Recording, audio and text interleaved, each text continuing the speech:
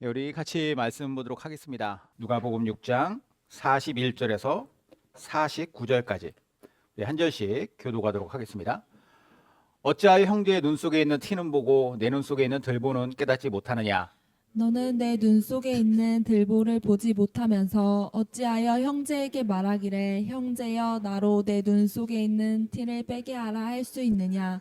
외식하는 자여 먼저 내 눈 속에서 들보를 빼라. 그 후에야 내가 밝히 보고 형제의 눈 속에 있는 티를 빼리라. 못된 열매 맺는 좋은 나무가 없고 또 좋은 열매 맺는 나쁜 나무 못된 나무가 없느니라. 나무는 각각 그 열매로 아나니 가시나무에서 무화과 나무를 또는 찔레에서 포도를 따지 못하느니라. 선한 사람은 마음에 쌓은 선에서 선을 내고 악한 자는 그 쌓은 악에서 악을 내나니 이는 마음에 가득한 것을 입으로 말함이니라. 너희는 나를 불러 주여 주여 하면서도 어찌하여 내가 말하는 것을 행하지 아니하느냐. 내게 나와 내 말을 듣고 행하는 자마다 누구와 같은 것을 너에게 보이리라. 집을 짓되 깊이 파고 주추를 반석 위에 놓은 사람과 같으니 큰 물이 나서 탕류가 그 집에 부딪히되 잘 지었기 때문에 능히 요동하지 못하게 하였거니와. 같이 읽겠습니다. 듣고 듣고 행하지 아니하는 자는 주추 없이 흙 위에 집 지은 사람과 같으니 탕류가 부딪힘에 집이 곧 무너져 파괴됨이 심하니라 하시니라. 아멘. 아멘. 요즘에 세상에서 우리 기독교 그리고 교회 그리고 크리스찬의 위상이 어떤지 한번 생각해 보십시오. 과연 우리가 예수님께서 말씀하셨던 그대로 악한 세상에서 부패를 방지하고 맛을 내는 소금으로서의 삶, 그리고 죄악으로 어두워진 이 세상을 밝게 환하게 비춰줄 수 있는 빛의 삶, 이 삶은 우리가 살고 있는가? 그 역할을 우리가 하는가라는 거예요. 마태복음 5장에 보면요, 이렇게 말씀하고 있습니다. 마태복음 5장 13절에서 16절까지 말씀인데요, 한번 띄워주시겠어요? 마태복음 5장. 자, 너희는 세상의 소금이니 소금이 만일 그 맛을 잃으면 무엇으로 짜게 하리요? 후에는 아무 쓸데없어 다만 밖에 버려져 사람에게 밟힐 뿐이니라. 너희는 세상의 빛이라. 산 위에 있는 동네가 숨겨지지 못할 것이요 사람이 등불을 켜서 말 아래 두지 아니하고 등경 위에 두나니 이러므로 집안 모든 사람에게 비치느니라. 이같이 너희 빛이 사람 앞에 비치게 하여 그들로 너희 착한 행실을 보고 하늘에 계신 너희 아버지께 영광을 돌리게 하라. 이게 우리의 정체성이라고 예수님이 말씀하셨습니다. 너희가 세상의 소금이 되어라, 너희가 세상의 빛이 되어라 라고 말씀하신 게 아니라 이미 선언적으로 너희의 정체성은 세상의 소금이다, 세상의 빛이다 라고 말씀하세요. 선포죠. 근데 실상은 이 선포대로 살아가는가라는 거예요. 맛을 잃은 소금, 어두움을 몰아낼 능력이 없는 빛이 된 것이 지금 현실의 문제가 아닌가라는 거예요. 그러면 왜 이렇게 우리가 느끼는가? 왜 이 우리의 정체성으로 선포하고 선언하신 그 말씀대로 우리가 그대로 살아가지 못한다라고 느끼느냐면 이 16절의 마지막 부분인 때문인 것 같아요. 그들로 너희 착한 행실을 보고 하늘에 계신 너희 아버지께 영광을 돌리게 하라.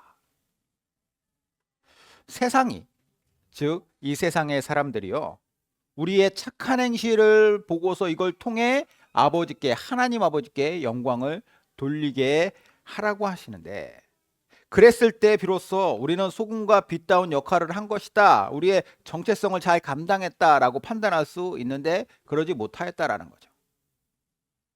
대신에 어떤 행실이 우리의 삶을 지배하는가? 많은 기독교인, 기독교 안에 소속된 많은 교회들, 이런 사람들의 문제는 무엇이냐?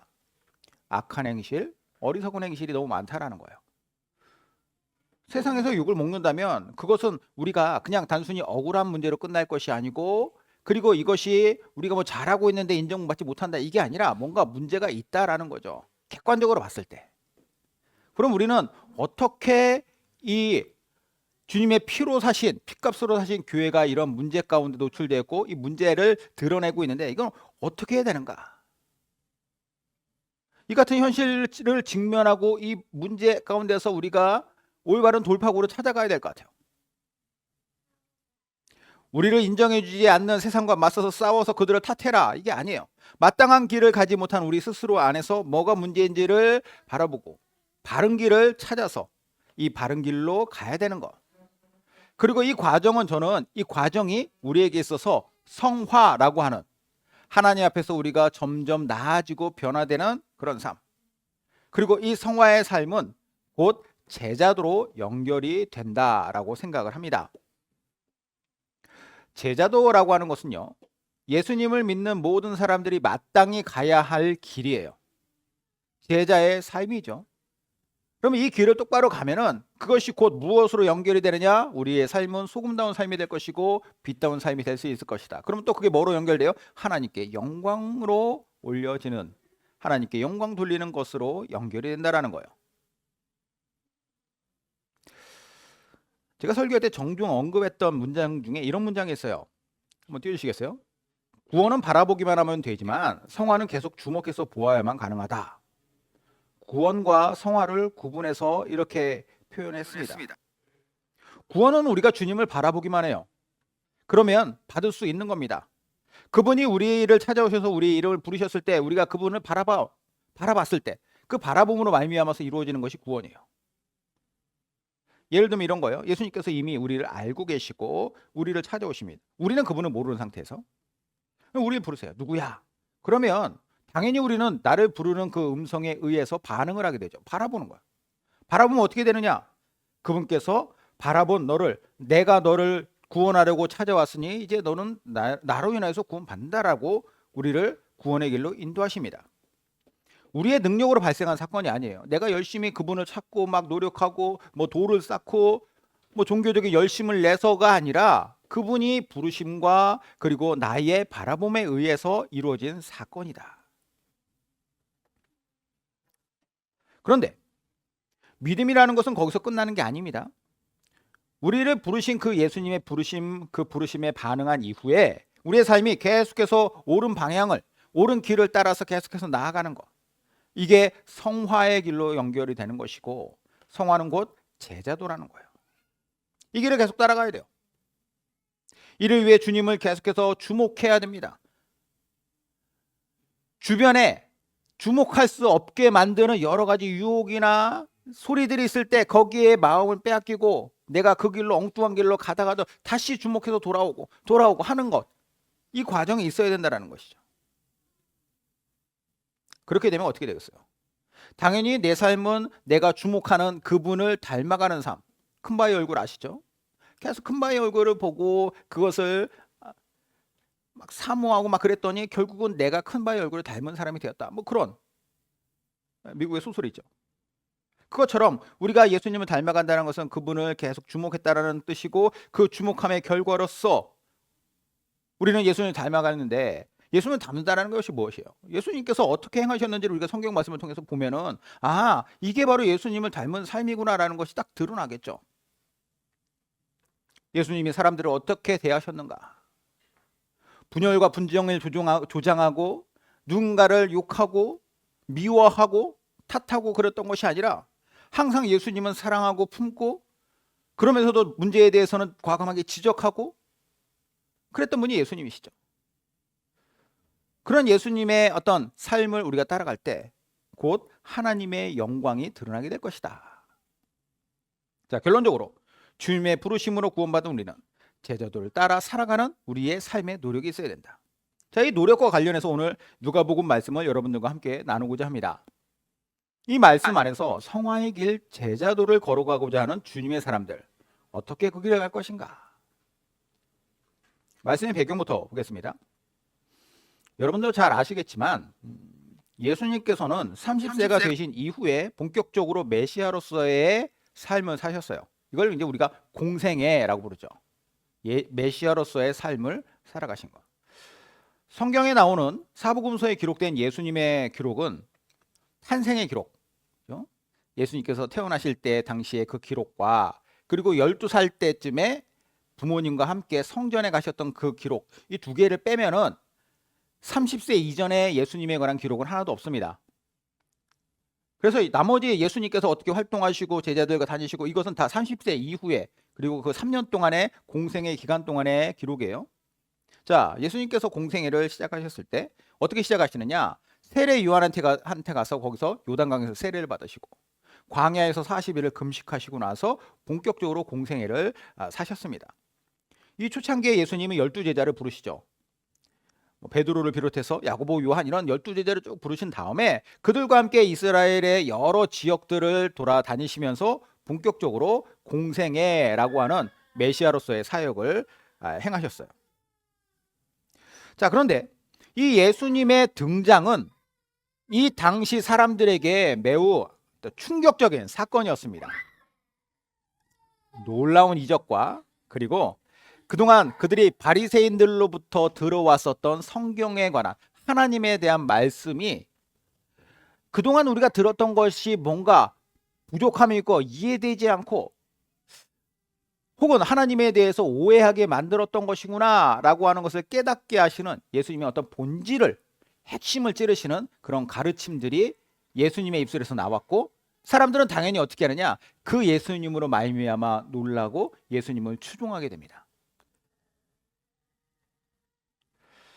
누가복음 6장에 볼까요? 누가복음 6장 17절에 보면은 자, 오늘 우리 본문의 그 앞부분에 나오는 내용인데 예수께서 그들과 함께 내려오사 평지에 서시니 그 제자의 많은 무리와 예수의 말씀도 듣고 병 고침을 받으려고 유대 사방과 예루살렘과 두로와 시돈의 해안으로부터 온 많은 백성도 있더라. 예수님께서 말씀을 가르치시고 막 그럴 때 사람들이 엄청 몰려들었어요. 우리가 생각하고 상상하는 것보다 훨씬 더 많은 사람. 뭐 오병이어의 기적.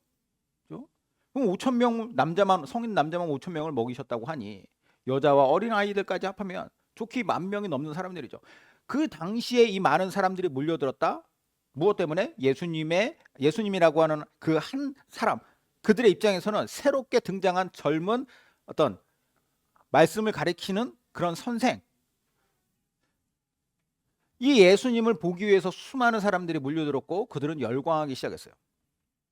여기 보면은 유대 사방과 예루살렘 그리고 뿐만 아니라 이것은 이스라엘 사람들이 사는 지역이죠. 뿐만 아니라 어디 사람들이 또 몰려들었느냐? 두로와 시돈의 해안으로부터.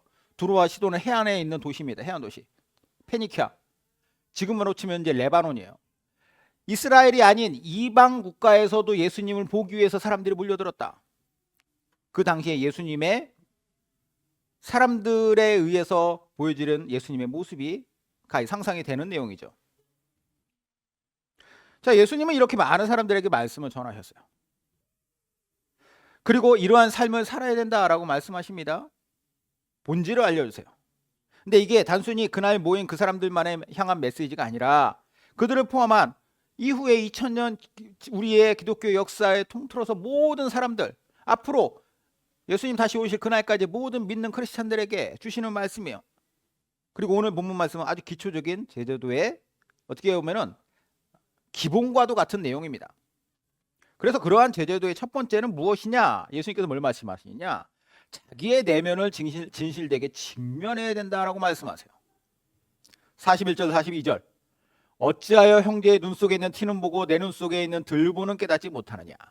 너는 내 눈 속에 있는 들보를 보지 못하면서 어찌하여 형제에게 말하기를 형제여 나로 내 눈 속에 있는 티를 빼게 하라 할 수 있느냐? 외식하는 자여 먼저 내 눈 속에서 들보를 빼라. 그 후에야 내가 밝히 보고 형제의 눈 속에 있는 티를 빼리라. 자, 제가 처음에 오늘날 기독교와 교회 그리고 크리스찬들이 어떤 위상을 갖고 있다고 했습니까? 세상에서 소금으로서 살지 못하고 빛으로서 살지 못한다라고 했어요. 당연히 하나님의 영광은 가려졌습니다. 이것은 분명히 예수님의 가르침과는 반대되는 것이죠. 예수님께서 가르쳐 주신 삶은 전혀 그렇지 않아요. 그런데 놀랍게도 당사자들이 별로 문제의식을 느끼지 못하고 있다는 것이 또 문제예요. 심지어 이런 말을 하죠. 너희들은 우리보다 더하지 않냐? 악한 세상이 무슨 자격으로 하나님의 백성인 우리를 판단하냐? 이러고 있어요. 이런 태도는 제자들을 벗어난 무책임하고 교만한 태도죠. 바울 사도가 얘기합니다. 바른 믿음이란 무엇이냐? 하나님 앞에서 자기의 모습을 돌아보고 나의 죄악됨을 인정하고 그러면서 회개하면서 조금씩 더 나아가는 것이 올바른 신앙이다. 빌립보서 볼까요? 2장 12절에 그러므로 나의 사랑하는 자들아 너희가 나 있을 때뿐 아니라 더욱 지금 나 없을 때에도 항상 복종하여 두렵고 떨림으로 너희 구원을 이루라. 이 내용만 보면은 마치 구원에 이르는 것은 두렵고 떨림으로 뭔가 하나님께 계속 복종해야만 되는 것이다라고 느낄 수도 있지만, 아까 구원은 부르실 때 그냥 돌아보는 것, 그게 구원으로 이어진다고 했잖아요. 더 큰 구원 뭐 이런 거 없습니다. 여기서 말하고 있는 두렵고 떨림으로 구원을 이루라는 것은 구원을 획득하라가 아니라 구원받은 자답게 살라라는 거예요. 두렵고 떨림으로 너희 구원받은 그 부르신 그분 앞에 올바로 살아가라. 성화의 길, 제자도죠. 계속해서 주님을 주목하는 삶입니다. 만약 우리가 예수님을 믿는 목적이 천국행 티켓을 받는 것이라면 뭐 주목하고 뭐하고 할 필요 없어요. 뭐하러 피곤하게 소금의 맛을 잃지 않으려고 삽니까? 뭐하러 계속해서 빛의 발길을 계속 유지하면서 어둠과 싸우려고 해요? 그럴 필요 없죠. 그냥 흘러가는 데서 살다가 천국 갈 때 되면 천국 가면 되는 거죠. 그런데 예수님은 그걸 말씀하시지 않았어요. 누구든지 나를 따라오려거든 자기를 부인하고 자기 십자가를 져야 된다라고 말씀하십니다. 여기서 자기 부인이란 무엇이냐? 내가 가지고 있는 어리석은 죄악에 대해서 인정하고 내려놓고 길을 잘못 들어섰다 싶으면 다시 유턴해서 원래 가야 할 길로 돌아가는 것. 자기 부인이에요. 그게 바로 성화로 이어지고 점점 성숙되어져 가는 거죠. 그것이 곧 제자가 가야 할 제자도라는 거예요. 만약에 이러한 자기 부인의 삶을 살지 않으면 어떻게 되느냐? 결국은 무엇으로 연결되느냐? 뭐 많은 과정이 있겠지만 결국 하나님의 영광 가려져요. 자기 의에 빠집니다. 예수님의 뜻과 상관없는 삶을 살아가요. 딱 요즘 우리가 기독교의 문제라고 말하고 있는 그 모습이죠. 이런 삶은 우리가 그렇게 살면 안 된다, 예수님께 욕을 먹었다라고 이야기하고 그런 어떤 잘못된 자들의 표상인 바리새인들의 삶이에요. 예수님께서 얼마나 바리새인들에 대해서 심하게 책망하십니까? 본문 보세요. 형제에게 말하기를 형제여 나로 내 눈 속에 있는 티를 빼게 하라. 이 말은 친절하게 너 눈 속에 뭐 들어갔으니까 내가 빼줄게 이게 아니에요. 불어줄게 이게 아니라 그를 탓하고 경멸하고 무시하고 정죄한다라는 것입니다. 성경에 보면 바리새인들이 이런 거 참 잘했어요. 그들에게는 뭐 세상에서 빛과 소금 이런 거 없습니다. 그저 나의 의가 계속해서 채워져서 그걸로 말미암아 하나님께 인정받는다라고 하는 그 자신감, 그러면서 사람들에게 비교의식으로 그들을 경멸하고 무시하는 것이 그들의 일상이었어요. 남의 작은 잘못도 찝어내고 지적하고 정죄하고 자기 잘난 척하는 데는 탁월했죠. 반면에 자기에게는 어떻게 하느냐? 한없이 또 이게 자기 자신한테는 관대해요. 그럴 수 있어. 쟤들은 그런 것조차 생각도 못 하잖아. 예수님께서 비유로 두 사람, 바리새인과 세리가 성전에 가서 기도했던 비유를 말씀하셨죠. 바리새인은 고개를 빳빳이 들고 뭐라고 얘기합니까? 하나님, 제가 저 세리와 같지 않은 것을 감사합니다. 그것은 결국 자기 의의를 드러내고 저 사람을 깔아뭉개는, 여기에 보면은 그의 눈 속에 있는 티를 지적하고 그걸로 말미암아 나의 잘남을 어필하는 거예요. 그리스도인들이 이렇게 살아간다라고 하는 것, 이건 이제 심각한 문제죠. 늘 말씀에 비추어서 나를 먼저 돌아봐야 됩니다. 남의 눈 속에 있는 티를 찾아낼 생각하지 말고 내 눈 속에 있는 들보가 뭐예요? 그 대들보, 옛날에 그 집을 지을 때 위에 이렇게 크게 집을 지탱하는 나무 아닙니까? 나무. 그것을 직면하고 회개해야죠. 내 안에는 이런 더러움이 있구나라는 것을 직면하고 이것을 돌아보는 삶, 이게 제대로 된 그리스도인의 삶인 것이죠. 그게 제자로서의 길이에요. 자, 두 번째, 선한 열매를 맺어야 된다라고 말씀하세요. 못된 열매 맺는 좋은 나무가 없고 또 좋은 열매 맺는 못된 나무가 없느니라. 나무는 각각 그 열매로 하나니 가시나무에서 무화과를 또는 찔레에서 포도를 따지 못하느니라. 선한 사람은 마음에 쌓은 손에서 손을 내고 악한 자는 그 쌓은 악에서 악을 내나니 이는 마음에 가득한 것을 입으로 말함이니라. 우리가요, 어떤 사람이 그 사람이 제대로 된 사람이냐 아니냐는 뭘 통해 알 수 있냐면은 그 사람의 행실, 그 행실도 꾸며낸 행실이 아니라 정말로 날것의 행실을 보면 알 수 있어요. 또 날것의 말을 보면 알 수 있습니다. 아무리 자기 자신을 막 멋지게 포장하고 뭐 그럴듯해 보여도 그 사람이 하는 말이나 행실이 올바르지 못하다면 그 사람의 마음 자체는 이미 그렇게 돼 있는 거예요. 그걸 그럴듯하게 꾸며내면서 속였던 것일 뿐이죠.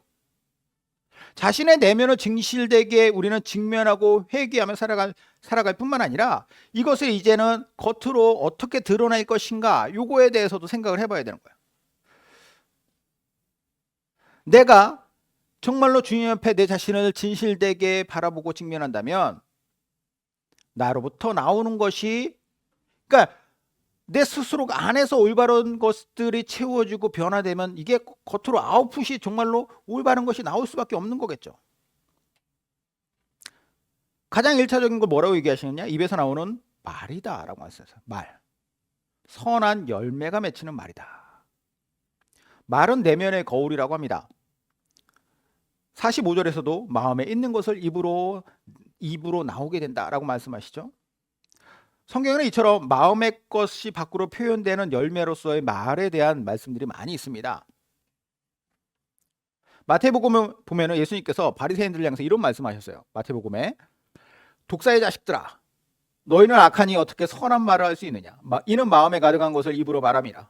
선한 사람은 그 쌓은 선에서 선한 것을 내고 악한 사람은 그 쌓은 악에서 악한 것을 내느니라. 똑같은 얘기죠. 나무는 열매로 그 나무가 어떠한 나무였는지를 증명한다. 예수님께서 상당히 열이 받으셨어요. 말씀하시다. 독사의 자식들아. 욕이에요. 거친 욕설을 하시면서. 근데 왜 예수님이 그 온유하신 분이 바리새인에게 이런 말씀을 하셨는가? 자, 예수님도 아시다시피 아까도 말씀드렸지만 여러 동네에 다니면서 공생의 사역을 하셨어요.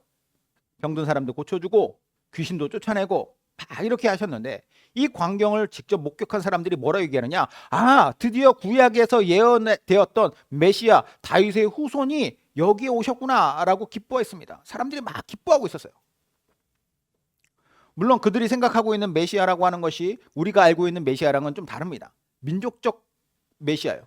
당시에 로마에 의해서 속국으로 살아가던 고통받던 우리들을 이제 구원할 우리 민족의 메시아가 왔구나 이렇게 생각했는데 하나님께서 예언하셨던 메시아는 민족적 메시아가 아니었죠.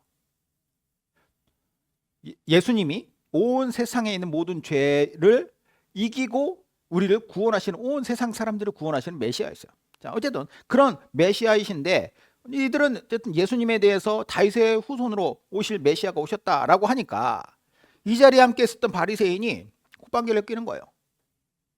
일반적인 사람들과 다른 반응을 보입니다. 뭐라고 하느냐? 저 사람은 다윗의 후손 메시아가 아니다. 귀신을 쫓아내는 거 봤지?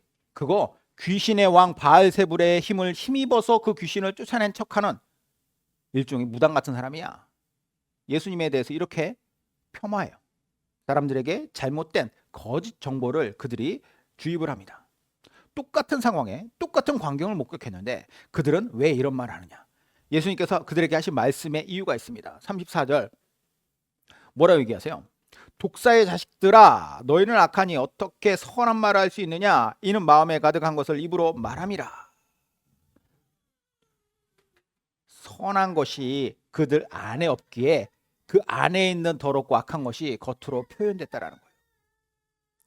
예수님이 뭘 해도 하찮은 것으로 치부하고 싶어하는 비교의식과 열등의식이 있습니다. 자기들이 사람들에게 더 인정받아야 되고 존경받아야 된다라고 하는 교만함이 있습니다. 그러니 입에서 나오는 것은 시기와 질투와 거짓과 교만한 말이죠. 사람이 자기 자신의 내면을 돌아보지 않으면서 계속 교만한 생각만 묵상하고 그런 것들로 말미암아서 나오는 말이라고 하는 것은 남의 탓과 거짓말과, 그러면 그런 사람은 이미 한참 어딘가 잘못된 것을 뒹굴고 있는 사람이에요.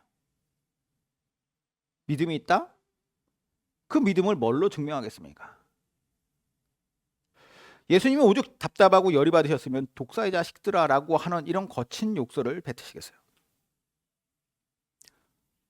우리가 정말로 믿음 안에서 성장하는 성화의 길, 그리고 제자도로 우리가 살아가기 위하여서는 우리 말에서부터 행동에 이르기까지 선한 열매의 결과물을 추구해야 돼요.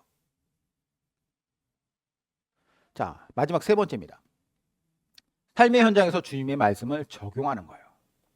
46절에 너희는 나를 불러 주여 주여 하면서도 어찌하여 내가 말하는 것을 행하지 아니하느냐. 자, 예수님을 믿는 우리는요, 우리의 내면을 예수님을 믿는 믿음 안에서 진실되게 직면을 하고 문제가 무엇인가 이것을 깨닫고 나서 선한 열매를 우리의 말로써 이렇게 열매를 맺는 삶을 살려고 해야 되죠. 그러나 거기서 한 걸음 더 나아가서 이제 주의 말씀을 있는 그대로 계속해서 실천하는 삶, 적용하는 삶을 살아야 되는 거예요. 자, 순서대로 보면 처음에 우리의 내면을 들여다보고, 그리고 나의 말 등을 통해서 나의 내면에 있는 것을 겉으로 드러내며 그렇게 열매를 맺으며 이제 내면과 외면이 더욱더 단단하게 모든 것에 이것을 말씀을 적용하고 실천하는 삶을 살아야 된다. 자, 이 당시 예수님을 따라다니는 사람들이 아까 많다고 했습니다. 그들이 뭐라고 얘기하느냐? 주여 주여 이렇게 고백을 해요. 근데 정작 그들이 삶의 현장에 돌아가서는 어떻게 하느냐? 그 고백이 무색한 삶을 살아요. 다시 원래대로 돌아갑니다. 예수님 앞에서는 열광하고 막 잘 따를 듯하지만 말은 번지르르 하게 하지만 일상 속에서 삶의 현장 속에서 십자가를 지고 살아가는 것은 거부하죠. 대표적인 예가 예수님을 찾아왔던 부자 청년이에요. 가진 것을 가난한 자들에게 나누어 주고 날 따르라. 그 전까지 이 말씀을 딱 듣기 전까지만 해도 이 사람은 자기의 모든 걸 다 줄 것 같았습니다.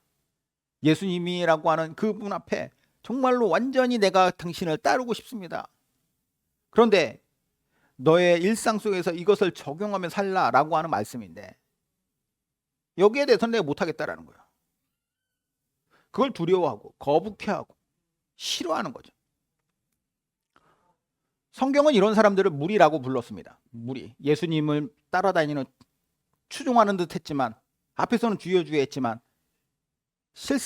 일상에서는 그렇게 살지 못했던 사람들. 반면에 이것을 그대로 삶의 현장으로 가져와서 그 말씀을 적용하며 따르려 했던 사람들을 제자라고 부르죠. 카일 아이들먼 목사님이 팬인가 제자인가 아주 유명한 책인데 이 책에 보면은 무리와 제자의 차이를 팬과 제자로서 비유하여서 아주 잘 비교를 해놨습니다. 일부러 읽어드릴게요. 팬의 가장 기본적인 사회적 정의는 누군가를 열정적으로 좋아하는 사람이다.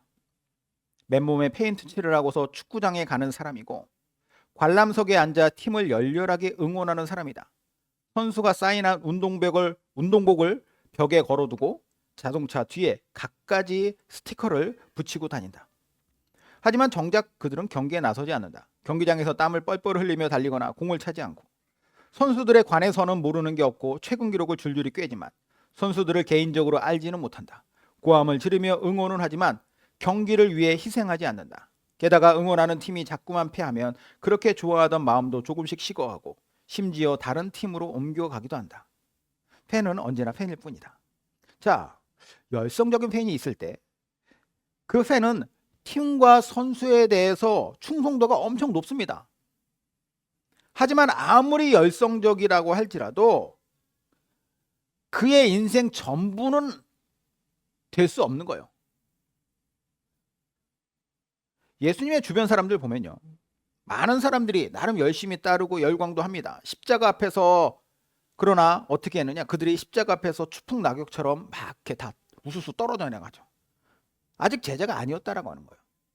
제자라고 하는, 12제자도 마찬가지죠. 제자라고 하는 타이틀은 있었지만 사실 그들이 온전히 진정한 제자로서의 제자도를 걸어갔던 것은 아니었기 때문이에요.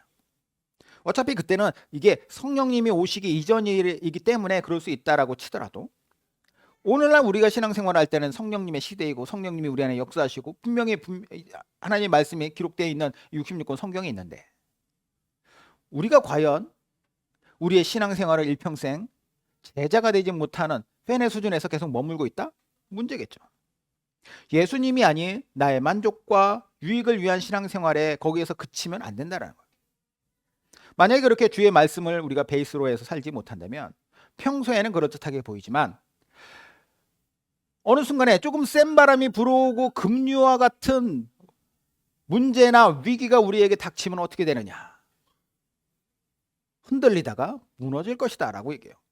자, 48절 49절.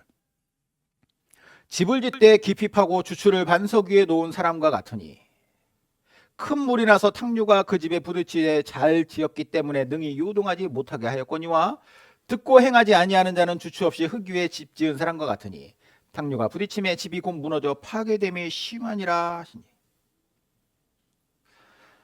우리가 이렇게 되면 되겠냐라는 거예요.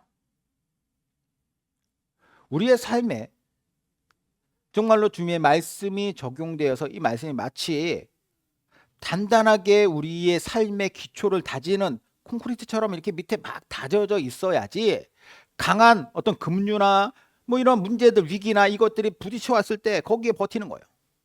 아니면 기초가 없으니까 날아가는 거죠. 기초가 없다는 게 뭐예요? 끊임없이 내가 쌓아놓지 않았다라는 겁니다. 뭘로요? 주의 말씀으로. 이것을 내 삶에 적용함으로. 이제 맨 처음에 질문으로 다시 돌아가 보겠습니다. 오늘날 세상에서 우리 기독교와 교회와 크리스찬의 위상은 어떤 상태인가요? 땅에 떨어지다 못해서 아예 짓밟히고 있습니다. 이유가 뭐냐? 억울하게 핍박을 당했다? 그렇게 생각하는 사람들도 있지만 이거 착각이에요. 그냥 소금이 맛을 잃은 겁니다. 빛이 어둠에 압도된 거예요. 왜냐? 착한 행실로서 하나님의 영광을 드러내지 못하고 있기 때문에. 그러면 우리는 다시 정상적인 어떤 길로 우리가 회복되어야 되죠. 어떻게 되느냐? 구원받은 자다운 성화의 길, 제자도를 우리가 다시 찾아서 글로 가야 돼요.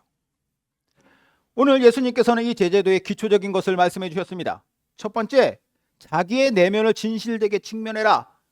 남의 눈 속에 있는 티를 찾으려 하지 말고 네 눈 속에 있는 들보부터 빼내라. 두 번째, 선한 열매를 맺어라.